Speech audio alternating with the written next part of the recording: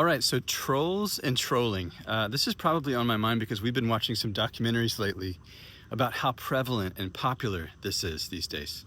So if you don't know already, trolls are folks online whose aim is to intentionally provoke emotional reactions in people, right? By saying stuff that's inflammatory. So they're provocateurs or baiters. They might even describe themselves as master baiters. Now, when I say intentionally, that's the way it looks on the surface to them and to their targets. But I want to take a deeper look. What's happening in the bodies and the minds of these trolls? When people don't or can't get their needs for love and safety met as kids, there's two main strategies that they turn to in an attempt to get someone, anyone, to meet those needs. The first strategy is being good, which usually means repressing anger or any emotions that most people deem bad, right? The hope is that if I'm a good boy or a good girl, then maybe eventually someone will love me or protect me. The second, believe it or not, is trolling or being bad, which means burying and repressing vulnerable emotions and energies like grief, hurt, vulnerability, and empathy. When we're talking about trolls or bullies or people that want to get a rise out of other people, it's not that they don't have sensitivity or empathy or vulnerability. It's that they buried it in childhood in order to get their needs met, right? And so their survival strategy is to fuck with other people.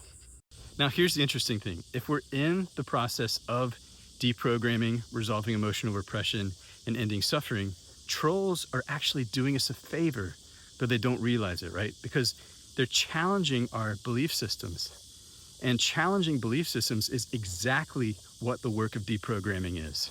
So you could say that doing KI as a self-practice, which is what it is like trolling or provoking yourself out of suffering over an extended period of time. And so as I've done this and come out of emotional repression more and more, my view of actual trolls has changed pretty radically. I can sense that it's not intentional, that they're not choosing, and that they're driven by unconscious forces, buried repressed emotions, to provoke and bait and fuck with people. They have to do it. Now, I don't have to put up with it. The more I come out of anger repression, the more boundaries I have. But here's what I'd say. If we're in emotional repression, even if we're pretending like they don't affect us, we're giving the trolls what they want. We're meeting their needs.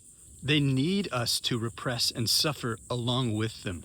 It's the only way they know how to relate to people. Misery loves company, right? So how do you best a troll?